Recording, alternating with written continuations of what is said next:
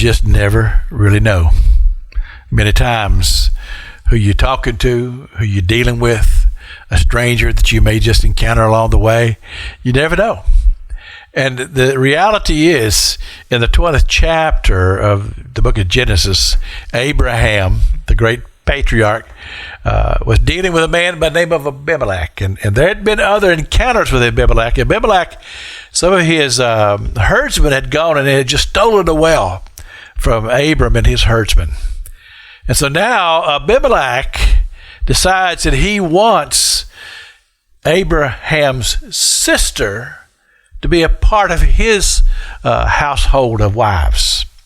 But the reality is that Sarah, Abraham's sister, was also his wife. But just take it as it is, even to say this man took Abraham's sister to be in his, whatever you would call it, use the word harem. He didn't know who she was.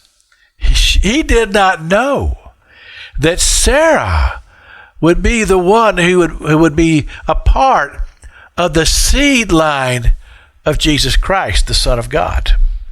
So you can see why God was so protective of her.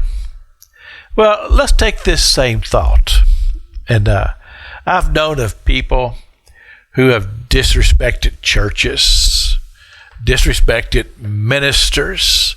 I've had times in my own life when people had no regard to who I am as a ordained minister, quote, the man of God.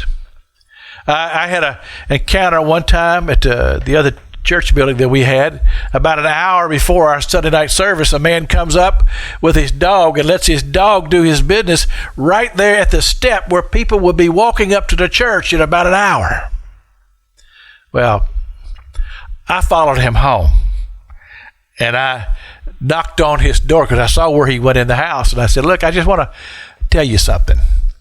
What you did was very disrespectful both to me and to my congregation. He said, what's the big deal? I said, in about an hour, I'm going to have people walking up that very step where your dog did what he did. And the thing is that you chose to let that happen there because you had no regard for the house of God. And there are people who are that way. But Abimelech was about to pay a very heavy price for what he had done and what he was doing and what he had in mind to do in the future.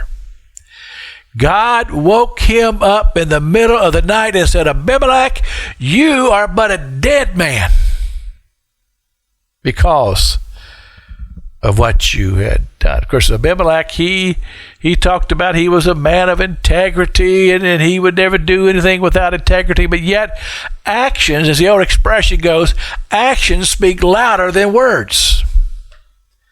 So I'm just here as a man just issuing a caution. If you're a person and you don't even believe in God, you better respect him, and you better respect the man of God and the house of God.